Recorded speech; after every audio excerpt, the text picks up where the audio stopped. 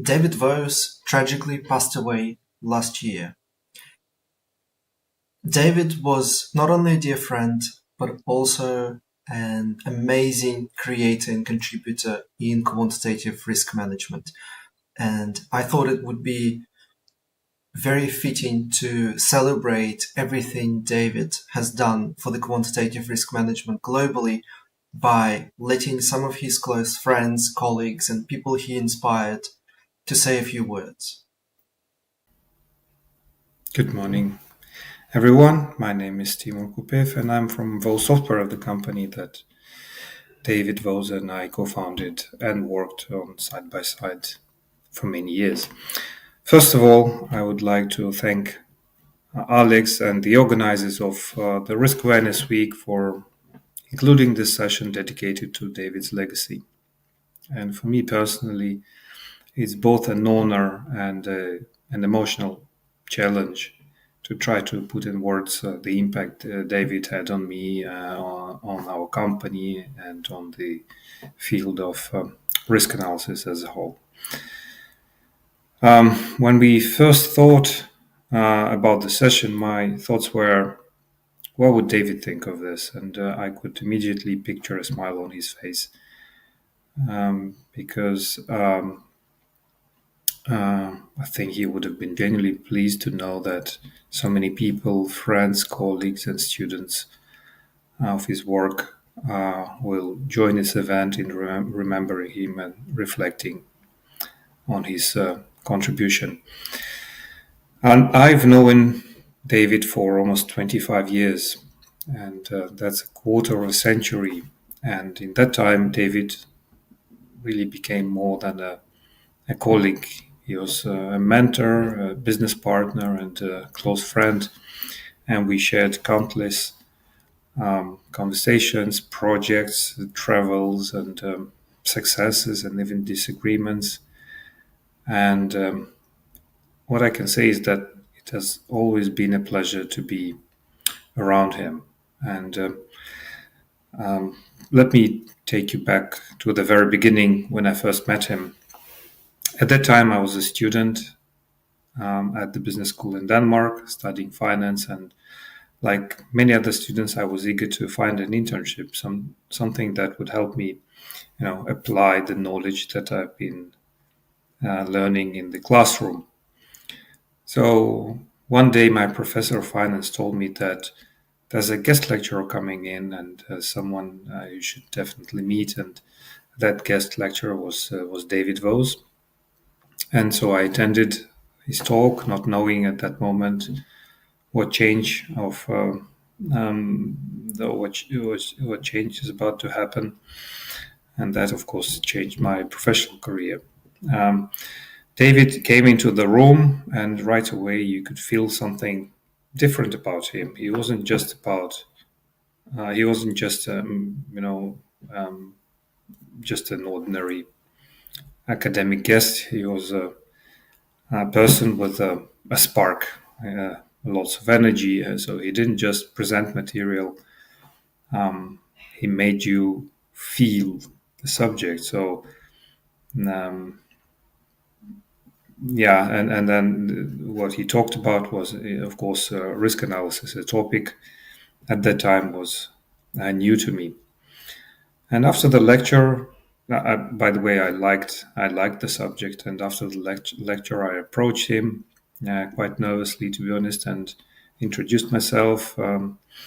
And good thing was that the professor has already spoken to him about me and about the possibility of doing internship. So that broke the ice, and he was very, very open and approachable, and there was no sense of hierarchy, no distance. He was curious about me, my interest, my background, and that made the first impressions of David to be strong. And it struck me how smart he was, and that he came, around as someone enthusiastic, and someone who was willing to share. Um, and one other thing I think is worth pointing out, that in those early conversations, what was interesting for me was his ability to surprise. He would very often say something unexpected, make a connection you haven't thought about before, and bring an entirely new angle to to a question. So for me, as being a young student, that was something extraordinary. I wasn't used to meeting people with such a how would I say it, such a open mind, and who could challenge my thinking of on such a regular basis. And with David, you never knew where the conversation would go, but you could be pretty sure that you would come away with the new insights. At that time, David was working as a consultant and a trainer in risk analysis, and as I started my internship with him, he showed me a whole new way of looking at problems through the lens of uncertainty and probability. And up until then, most of my education has been about certainty, numbers, and on a balance sheet, formulas that gave precise answers. And David instead showed me that uncertainty wasn't something to be feared, it was something to be studied and used to make better decisions. And I have to say that really that made me fall in love with the subject almost immediately. I was excited to see how these methods can be applied to practice, and they were not always very simple, but those I thought they were really powerful. They could bring a lot of clarity to complex problems. Um, so in those days, yeah, David had a habit that also really impressed me. He would take some topic that was currently in the news, or something that he heard about from other people, a political issue, economic debate, or a business story. And what he would do, he would build an Excel model and analyze it. So he put all the data he knew into the model, and then created a calculation or a simulation model out of it. And he would show how the assumptions worked and what the uncertainties were, and how the outcome could change depending on the change in those assumptions. So it was like watching a magician reveal a trick behind the illusion. And except the trick was mathematics and logic and probability theory, and the illusion was our confidence in point estimates. That I think was David's gift, and he didn't just talk about risk analysis as an abstract discipline. He made it practical, relevant, and alive.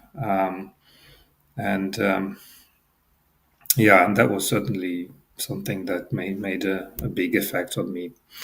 So that was the beginning. A student who looking for an internship, and a guest lecturer who was passionate about his field, and that's yeah, and that was the start of a journey of 25 years being close to each other. Uh, One of the things that defined David, especially in those early years, was his role as a teacher and trainer. And for him, training was a combination of, I would say, teaching and performing.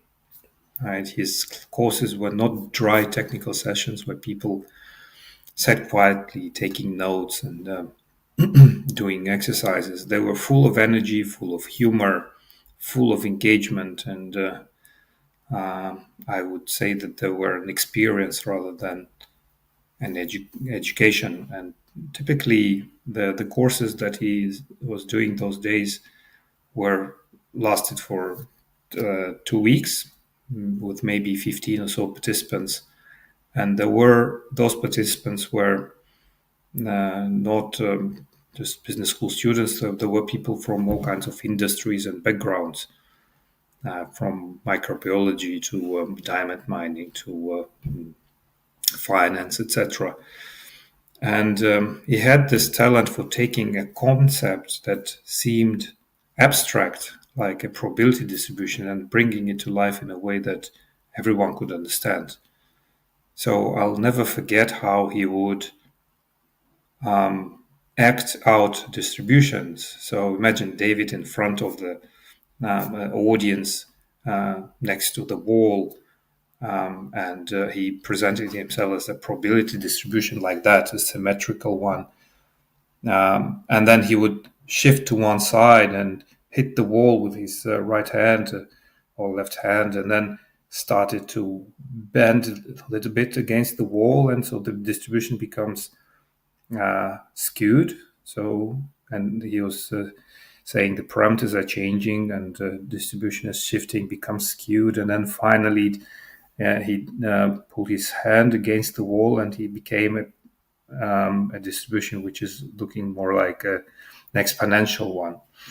And everybody laughed, and of course, the more importantly, they remembered, and nobody forgot that lesson once he saw a performance like that.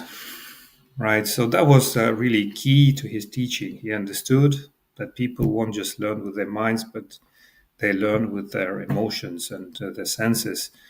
And he wanted people to feel that what uncertainty meant, and once you feel it, it gets stuck with you. Yeah, so his courses were lots of fun, and it may sound like a strange word to use about probability distributions and risk models, but that's true. And he created an atmosphere of curiosity, excitement, and humor. He made it safe to ask questions, even stupid ones. In fact, he really loved the so-called stupid questions because they often revealed the assumptions that everyone else was glossing over. And the diversity of people in his classes was extraordinary. I remember sitting in one course where the participants included someone from a diamond mining, someone from microbiology lab, someone from shipping logistics firm and investment bank. And yet somehow David made the material relevant to all of them. And what also struck me was how quickly he could understand the specific problems, even deep in the field.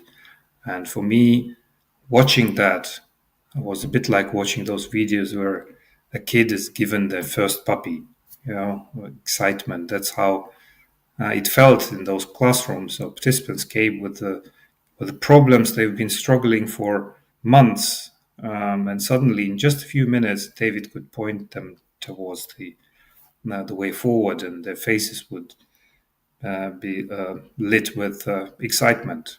And David himself shared that excitement. He really felt it together with them. So he did love solving problems. It wasn't for him just a job. It was you can call it a passion. So every time he showed a way to model the challenge, you could see that he was genuinely delighted, not just because he has shown the expertise, but because he helped someone to see clearly the problem for the first time, the roots of the problem.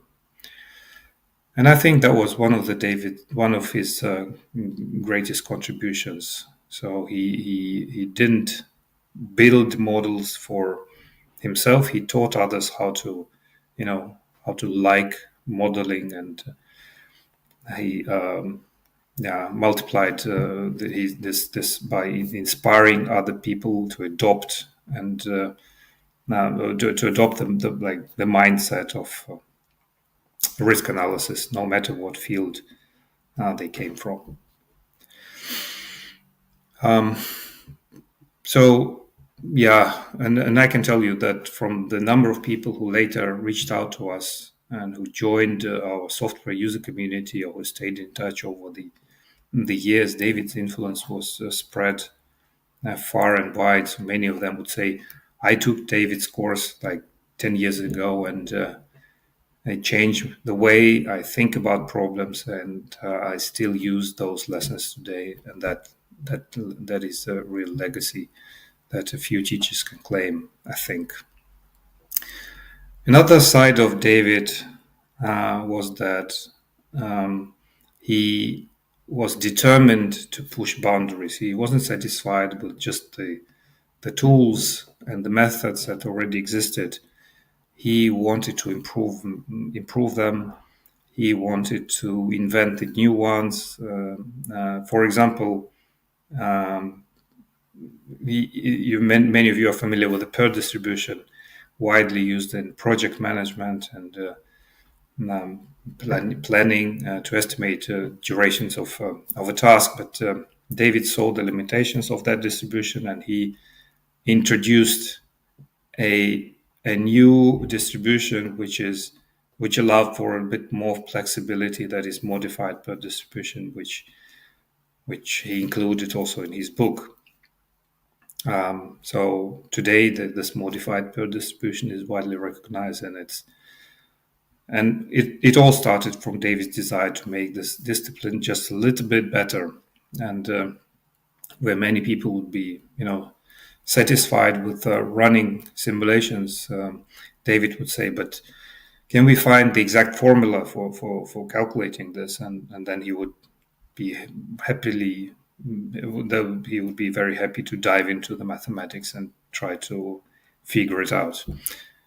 And of course, this led to some funny stories. And for example, David was very open about the fact that he didn't have the best memory. In fact, he said he had a really bad memory when it came to certain things, but he would spend hours, sometimes days or day, working through mathematics of some distribution or some formula, carefully deriving the equations, writing everything out, double checking the math in the spreadsheet, etc., until he finally reaches the solution. So bingo, he found it, and then he would go to save his work on the computer, and he'd choose a folder, type in the file name, and then the system would suddenly ask overwrite. So being puzzled with that, he would go and check the file name he was about to overwrite, and there it was. It was the file. The file was there already with the exact same mathematics derivation of the same thing done months earlier. So almost word for word and formula for formula. So the method was exactly the same. He's done it in the past, and the story doesn't even end there. So then he would open that folder. Inside there was another folder with the same name, with another file that did the same thing, the exactly same thing, but even months earlier, prior to that. So in effect, he solved the same complex problem 3 times, completely independently, because he didn't remember that he had done it, or already done it one time. And he, of course, would laugh at himself and when telling the story, and delighted by the irony of all of it. So that was, David, brilliant enough to derive the solutions multiple times, and humble enough to laugh about the fact that he had to do that. So this mix of seriousness and humor was part of his charm. But on another hand, he had a tendency of a fighter.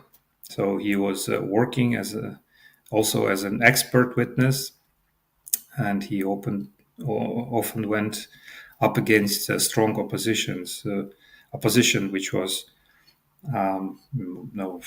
renowned experts with reputations of their own. And I remember one case in particular in the United States where big pharma companies were up against the government in the court, and it was over some big decision, and David was on the side of the government, and he was absolutely convinced that his analysis was right, and he's really passionate about it. He would say, "Let me testify. Put me in front of the judge, and I can explain it." He said, and he wanted to speak to argue his case and to show where the data, why the data led to where it did. And but unfortunately, the lawyer, the lawyers being lawyers, they chose to submit only his written report, and that really frustrated him or disappointed him. Not because he wanted the attention, but because he wanted to fight for the truth and to show the value of the analysis when so much was at stake. And that was his nature, whether it was in the courtroom or whether it was in the training room or at his desk with a pile of equations. David gave himself completely to the tasks. He was completely focused. He wanted to add something new, to contribute, to make things clearer and better where they were before than where they were before. Yes, and and that's what's remarkable, in what he did. So through his teaching, his writing, his modeling, he really did move the field forward. So now I guess I need to talk a little bit about the time when we started making software. So when we first started working with David, we weren't developing any software. We were purely a consulting company, and we were using whatever tools that were available at that moment. And David, of course, was constantly suggesting improvements to those tools, and he had this ability to spot exactly what was missing. And what surprised me was that quite often the only updates to the software he suggested to the vendors were were the only features that those vendors were releasing in the updates. There was nothing else, just David's ideas, and that really told us something. It told us that his vision for what was needed wasn't just a clever, right? It was essential. So at some point we say to each other, why don't we do it ourselves? Why don't we build the tools that David needed, that our clients needed? And that was the seed which of what later became Model Risk.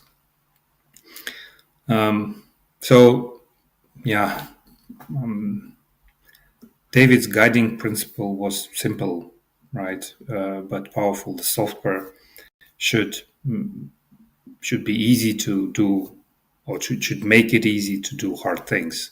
It should be powerful enough to handle complex models, but convenient enough to stay focused on the analytics rather than on mathematics and mechanics. So we started building feature by feature, and soon we realized, and people realized, that they could do much more than just put together a bunch of triangular distributions. They could model dependencies, correlations in the way they want to. They could construct custom distributions. They can do advanced risk metrics, etc., etc. And for many of our users, it was like suddenly moving from a basic calculator to a scientific one. And I think this was really the period which David enjoyed the most. He loved learning, hearing from the users of the software who said, well, this changed how I now work, and I can finally model things that I couldn't before. And his enthusiasm for model risk was constantly fed by the feedback like that. Every time we released a new feature, he was like a kid at Christmas, eager to see what people would do with it and what response they will provide back. So, once we had model risk, of course, we started asking ourselves, what else could we do? Why stop at one product? Why don't do anything extra. So yeah, we had the expertise, we had the creativity, the experience, and David had ideas. Sometimes those ideas were wild, sometimes they were brilliant, and very often they were both. So, and I had the ability to translate those ideas into working software, and that balance, uh, that that balance was what made our partnership last so long. He was the generator of the possibilities, and I was the one who was able to build that or to turn that into reality. And together, we were more than just the sum of the two, and that's why we stayed as a team for many years, so 25 years, in fact. And I can say without hesitation that he changed my life. So he inspired me as a student. He guided me as a business partner, and he supported me as a friend. And David made risk analysis not just useful, but also exciting. He made it human. He made it fun, and in doing so, he left behind something far bigger than just himself. So today, as we reflect on his legacy, I want to say thank you, David. Thank you for your brilliance, your passion, your humor, and your friendship. And you're deeply missed, but your influence is everywhere in the models that we build, in the software that we use, and in the way that we think about risk. Thank you. Thank you very much for your attention. My name is Dave Raby, and I'm the project controls manager out at a nuclear decommissioning project in Southern California. And I'm the most underqualified person that you will hear from all day, no doubt. You're going to learn absolutely nothing about quantitative risk management from me today. But what we will learn is a little bit more about David Vose and the human we should all strive to be. Now, you're probably looking at me realizing that I'm dressed a bit different than anybody else in that room, and that's because I'm unapologetically American. And it's something that David used to always make fun of me about. I love rock music, eating steaks, I drive a big truck, and so I'm probably the stereotypical American. But I love it, and I love his sense of humor around it, so I figured why not have a little fun with this today? We're going to share a few laughs, I'll share some good stories, and some key takeaways from the mentorship that I was able to have from David. So I stepped into this new role as the project controls manager at this project, and my extent of risk knowledge was managing a spreadsheet that had some green, some yellow, and some red in it.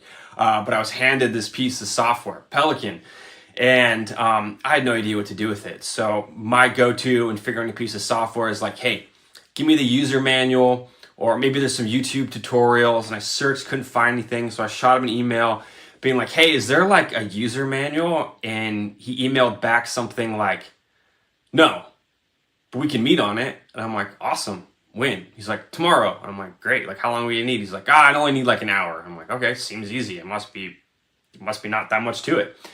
And so we hopped on the phone call, and he was just like, boom, boom, boom, boom, boom. Controls, mitigations, drivers. And I'm like, I was just overwhelmed. I had no idea where to begin with this. So luckily my boss is super cool, and I'm like, hey, this is a lot more complex than I thought in the beginning. I'm gonna need some help. He was always like, hey, did you feel like he was always like, hey, did you figure out that Arbitros software or bird thing? And I'm like, yeah, I'm on it. He's like, well, fly him out. And I'm like, called him up. I'm like, hey, would you be interested in like coming out to Southern California for a week to help me with this? He's like, done. I'm like, okay, cool. And so he showed up in late February of 2020. So we spent that week interviewing some of the risk owners, mapping out the process, decomposing all these risks. And it was fun. You know, I expected him to be, you know, some buttoned up PhD professor, and he wasn't at all. He was like a long lost buddy, and we got on like friends, spent many nights out having dinner and drinks and getting to know each other and just talking story. And we had a ton of fun. And one of the things I remember from that week is at the end of it, I had to give a presentation to the CEO of the company explaining the change in process that we were about to implement with this. So we worked and drafted up a PowerPoint deck to walk me through, like 7 slides. We sat in a conference room for like 8 hours and he kept drilling me on it. And he's like, that was terrible. Do it again. I would do it again. Terrible. You did this well. Do it again. And so we must have gone through this presentation like 500 times in that room. But what really taught me is preparation in speaking to, the C-level executives. And I really polished up that presentation and nailed it by the end of the week. Now, that week was also very memorable to me for 2 reasons. About that Wednesday morning, I found out that I was going to be a father for the first time. And I was overwhelmed and didn't know what to do.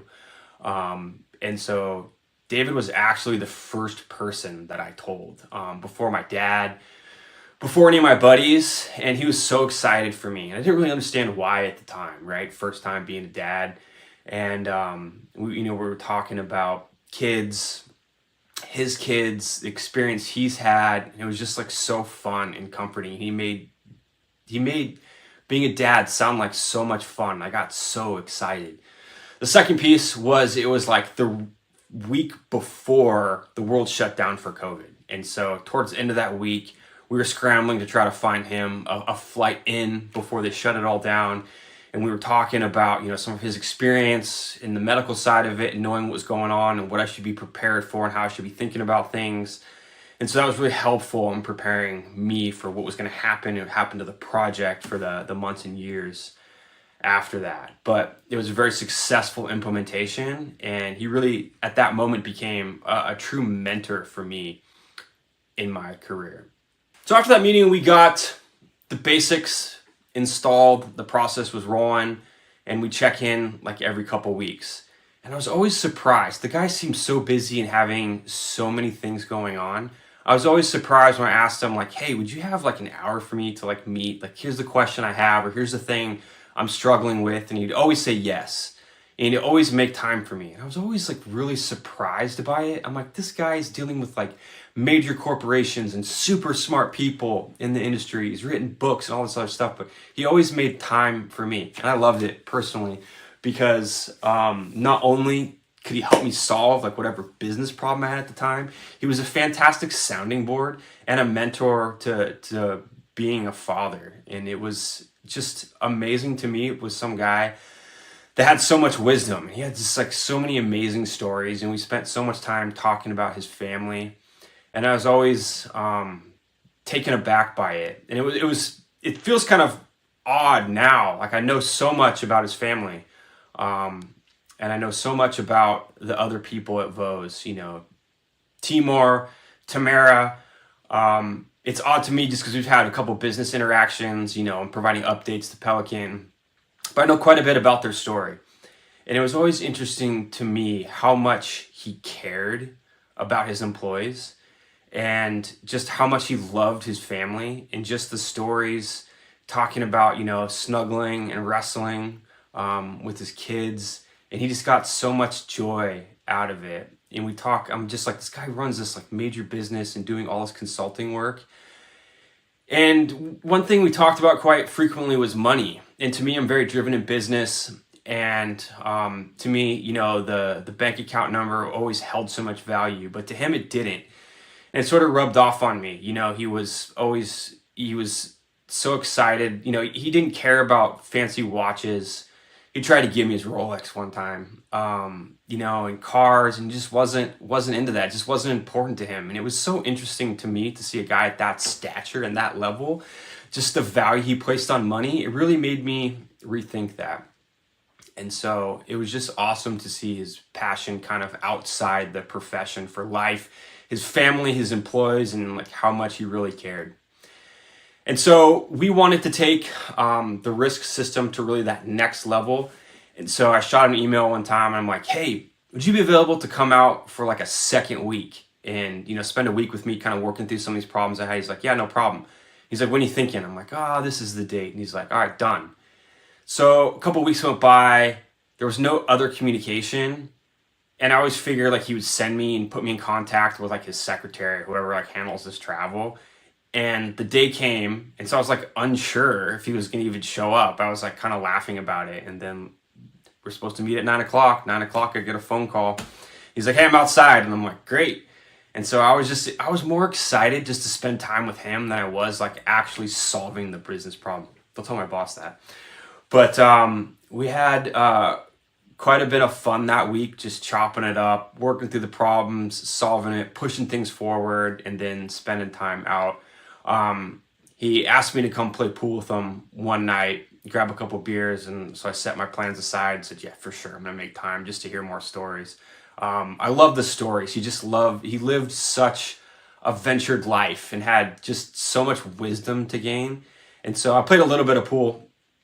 He didn't tell me he was really good at it. And so after 3 games of just absolutely getting schooled, I had to kind of shut it down. I'm like, that's enough for me. So you know how to play, and you talk about playing with his kids and how they did it over there. And it was a lot of fun on that. So it was just really good chopping it up. And I'll remember there's another really important conversation that we had at the time where this was probably, it was a year and a half later, and I was just overwhelmed with being a dad for the first time and just like the change of life that it brings.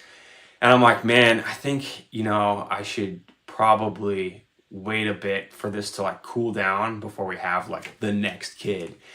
And I told him that, and he's like, absolutely not. And I'm like, why? And he's like, okay, you're going to have to be driving them to 2 different schools, 2 different sporting practices.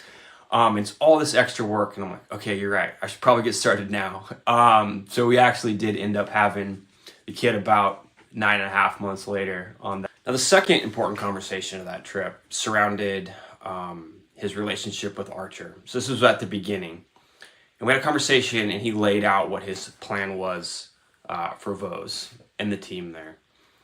And the plan was beautiful, and it should be really what business is about. And so we never had the chance to follow up on what really happened, but the plan was to take care of everyone over there at Vose. And there's nothing more than I wish for someone to reach out and tell me that he executed that plan, because it would have been amazing. And it would have been one of the most beautiful moves I've ever seen anyone play in the game. Dave was fun, man. I loved having conversations with that guy. One thing that I absolutely loved about that guy is when I'd log in to LinkedIn and his response or post would get promoted, and there would be somebody out there pitching about why heat maps are great, and he would just troll and destroy them in a really funny way. And I just always loved that guy like would take the time to do that and just like stand behind his like theories and beliefs on it. And it was just always like so funny to me that guy would take the time to do that. And I'm gonna miss those. I'm gonna miss those posts. LinkedIn's a lot less fun without him around on it. So I guess in the end of all this, I would just say thank you to David for being a friend, for being a mentor, for treating people good, for furthering the risk industry. I mean, he helped me so much in my career, right? Coming in from not knowing anything to now setting up a process and a system that we've used in so many ways to defend our positions, to inform the executives, to really even give to the enterprise of the business that now replicates what we designed and implemented. It was a lot of fun. And those are tools that he gave me to be successful in my career that no one could ever take away from me, and that knowledge. And I will always have a debt to him in my career for that.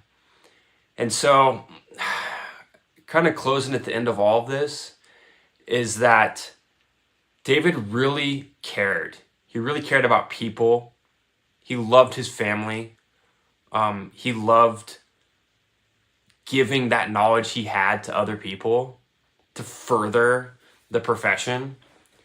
And I think it's something that all of us need to carry on, to really honor his legacy in this, right? This is sad. This whole thing's sad to me, and it broke my heart for like a month after getting the notification. But, a little bit of time later, was able to kind of reflect on the lessons he gave me, not only in business, but in life. And I'll always honor that man, and I'll always respect the accomplishments he had, and hope that one day I could get close. I could get close to the level that he performed at. So that's how I'm going to carry it on. I'm going to make sure that I take time for people learning, to give my knowledge to them, to take time with my family, care about employees, care about coworkers, and just try to be better. Thanks for sticking with me. Hope we had some laughs, and I hope everyone takes a little piece of this and carries on the legacy with me. Hi, I never met David Vose in person. He was felt as a special friend for me. The pain of learning about his passing was very sharp indeed. I really felt deeply. And I met David during COVID back in 2020. I have read his Quantitative Risk Analysis book, which is, by the way, still the best book in the field of risk analysis and probably in the whole field of risk management. And this is a book from 2007, so it's almost 20 years, very up to date still. And that's where I really think I learned uh, risk quantification. And I I search Google and other sources about David Vose and realized he was very uh, top contributor to the field. He was a thought leader, and we start following him in LinkedIn.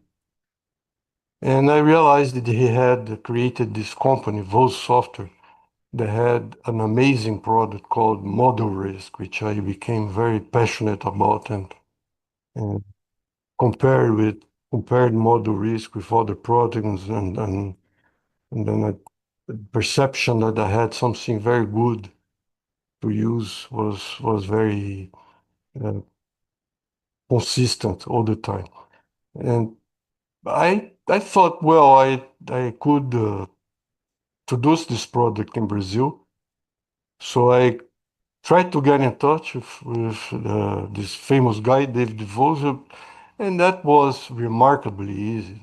And got in touch with him very soon. Changed a few words on the first time. I thought he was a very nice guy. And I told him that I had a book in Brazil, in Portuguese. He asked for the book. I guess he was checking my risk level, if you will, my knowledge about the subject. And in less than a week, he had sent it for translation and had read the book and had very good aspects and insights about the book. In the case I wanted to create an English version, he would like to contribute. So it was very surprising that a busy guy like David would pay attention to my product. So that was a major incentive for me to keep writing, keep posting, keep thinking better. And not long after that interaction, I became the reseller of Vose software in Brazil, and now also for South America. I feel very much connected to the company and how the company thinks and behaves. We spoke many times about business, potential customers, potential contracts, new contracts. And also, I took an advantage to seek his technical advice all the time for my projects and for my simulation challenges and modeling challenges. I remember one specific occasion we talked about uh, a problem that I have with Monte Carlo simulation. I have some doubts.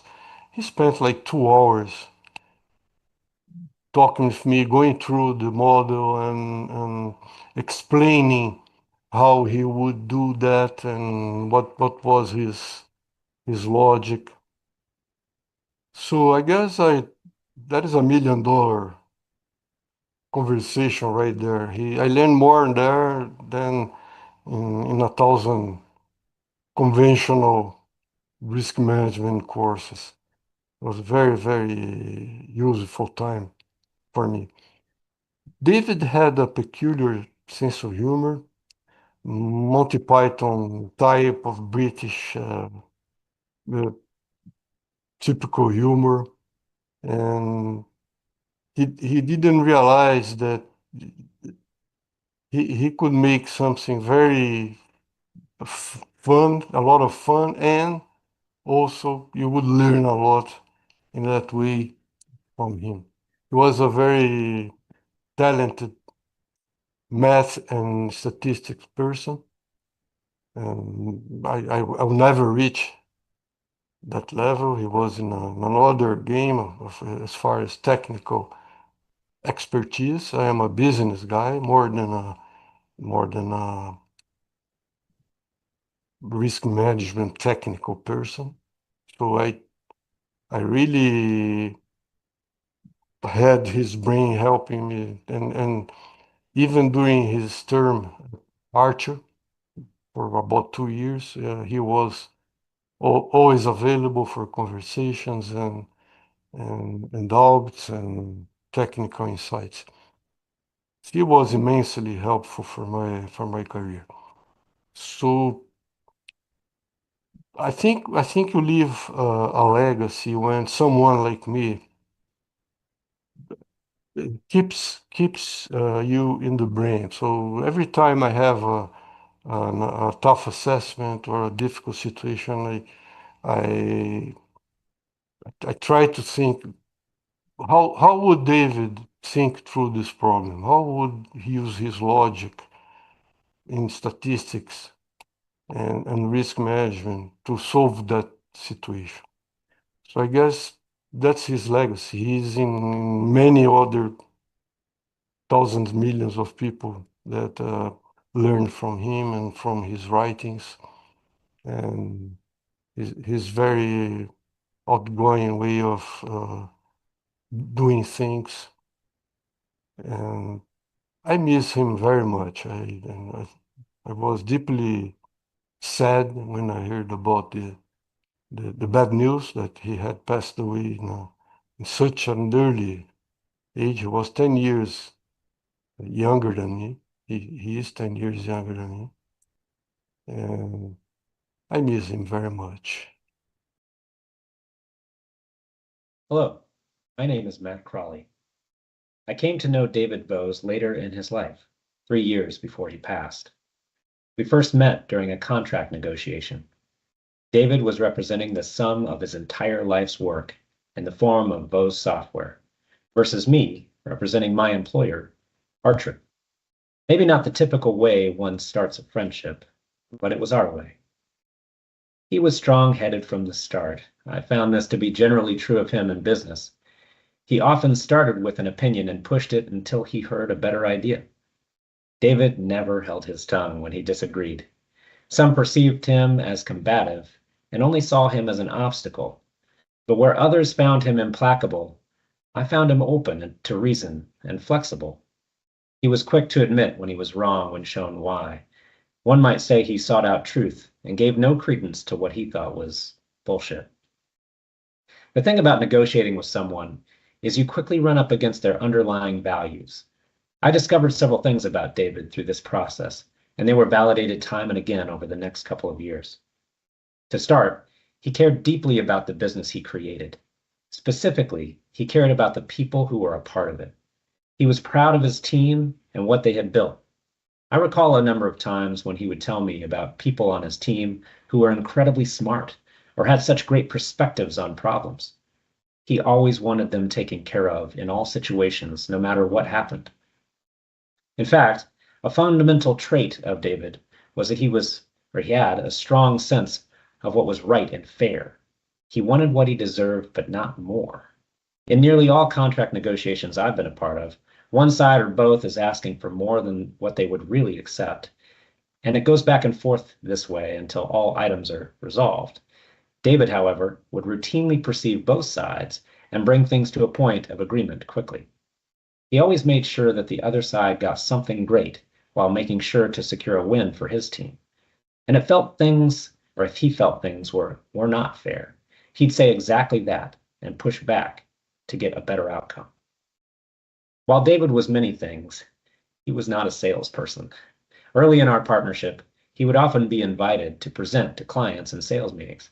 He had a tendency to start the presentation by saying something like, "I'm not a salesperson, so I'm not going to lie to you and tell you what you want to hear." Except imagine that in a British accent. It was no shock to anyone that the invitations to present slowly dwindled down to a trickle and eventually stopped. So while selling wasn't his strength, he absolutely loved working with clients. He approached problems how a determined kid with a shovel and a bucket approaches a sandbox. That sandcastle was not going to build itself. He immersed himself in the technical challenges, and at heart, David was a solution architect and a product manager. At the end of our corporate partnership, he admitted that he missed being a consultant and wanted to get back to being the expert that people called on to solve their toughest risk challenges. And no one will doubt that David was whip smart. At one point, he decided it was a worthy challenge to write the math behind the open fair model, which he felt lacked specificity. He also sought out people who he felt were smart and who could teach him things. He seemed to have an innate curiosity about the world and would ask penetrating questions to get to the heart of the knowledge. But it was also clear that he wanted to be respected in his field, and he was. Many viewed him as one of the top experts in the world regarding risk management theory. As impressive as that is, and no matter how dedicated to his profession he was, his family was never far from his thoughts. The way someone talks about their kids says a lot. I think in America it's too common for people to complain about their kids, almost playfully bragging about how bad they have it. I could be accused of this and guilty on occasion, but not David. He would talk delightedly about his children. I remember one day he told me with enthusiasm that he was about to go play ping pong with his youngest son. He talked fondly of his kids, of how bright and vibrant they all were. For any flaws David might have had, I think he was a great man. At the end of our partnership, I considered David a friend. Through those few years, our meetings became touched with an intimacy that friends share, filled with smiles, talk of life, not just business, and a desire to talk again sometime soon. I will remember him. I hope you all will take a little something of his life, and it makes yours a bit better. Thank you for your time, and good luck out there. Cheers. Hi, my name is Renzo. I live in Australia, and I had the pleasure to work with David for a couple of years. I'll kick off my memories of him with the first meeting that I engaged with him. This was actually a meeting with some external parties as well. Everyone was going to engage for the first time. My role in this was minimal. I was just there as another stakeholder. So I was multitasking when everyone just was doing the usual small talk. Not paying attention. And then suddenly I hear, David say something along the lines of average penis length, and what they say about it is wrong. And I just turned around to the screen. I said, what did I just hear? And then David went with a very educated analysis of penis length statistical studies out there and why they are wrong or biased. A few years later, I then learned that from Tamara that David had actually written a very interesting paper about this, which I encourage everyone to read. For some of you, it might make you feel better. David was this to me, that memory of him was just, I think, a representation of who he was for me as an individual. He is by far one of the most smartest, brilliant people, accomplished people that I have ever met in my personal and professional life. I got to work with him a couple of times face to face as well, here in Australia and also abroad. And one of the things that he taught me without teaching me was, the fact that he always treated me as an equal, even though I was not in his domain, strictly speaking, and obviously I would not understand a lot of the stuff that he did, all the quantitative work that he's done. But when he spoke to me, he never used big words to try to explain things to me. He wanted to make all the stuff that he had done accessible so that I got value from it. And that was one of the biggest lessons that he taught me was, what's the use of intelligence if people can't get value out of it? And I noticed that the way he communicated, the way he articulated things, he always brought humor to conversations. He always simplified things, yet there was a lot of complexity in the messages that he conveyed. And I saw him do this for, big audiences and also for small ones. And one of the things that that I also learned from him as well was he was flawed as an individual, like any other human. And the stories that he shared with me, about I couldn't believe like the retreats that he did, the fact that he had an immense passion of photography, and that was actually his true passion. The fact that he was intensely creative, while also being fiercely, smart and analytical, was all of these aspects of him. And yet I knew, because he told me about the mistakes that he had made and the decisions that he had done incorrectly. All of these things to me just show this guy is a human being. He sees himself as a human being. He's not perfect, and he also makes me feel like, okay, I can be like him as well. I can write books, and he encouraged me to write books.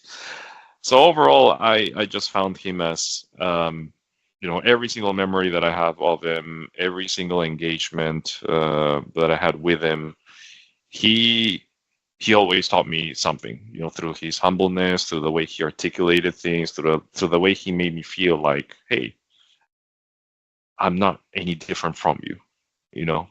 I am imperfect. I know things. You can achieve all the stuff that I can.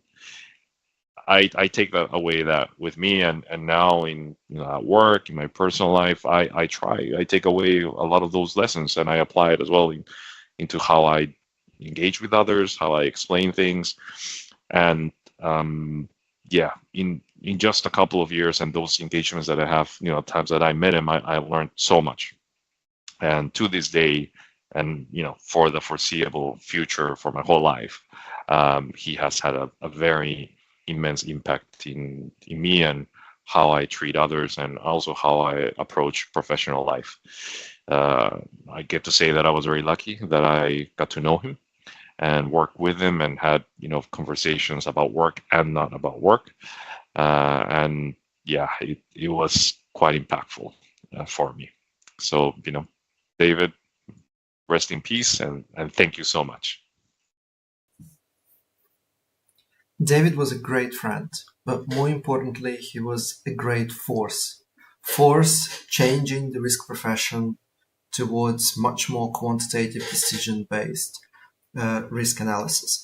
And I remember our times together very fondly from first learning about model risk. And model risk back in the day, and I think that was 15 years ago, model risk saved us, because when we found a fundamental mistake in the design of Palisades at risk, we urgently needed an alternative to actually do proper risk calculation for our portfolio optimization. and model risk came to the rescue and kind of was a heavy horse performing under pressure ever since. So that made me a big fan of Timur and David. From that time to then discovering the Bible of quantitative risk analysis, the book by David, to this day is probably the most comprehensive encyclopedia on quantitative risk analysis, with answers on which distributions to use for which risks, and a lot of powerful and practical advice. And all the way to something that I enjoyed most is when me and David were sitting, I think it was somewhere in Germany, I think it was in Berlin, for one of the risk conferences. And we were simulating our lottery winning model together, and he was helping me to validate the assumptions and the logic and the rationale that we used for simulating the lottery, which we ended up using that model to have I think 60% after taxes return after about 3 days of work. So that was an amazing case study when quantitative risk analysis kind of really hit home, because it made me realize that you can actually make a lot of money by quantifying risks better than the next person. And all the way to lots of fun me and David had at all the various risk conferences. We would meet and we would interact and we would share a good laugh about risk management 1 and risk management 2.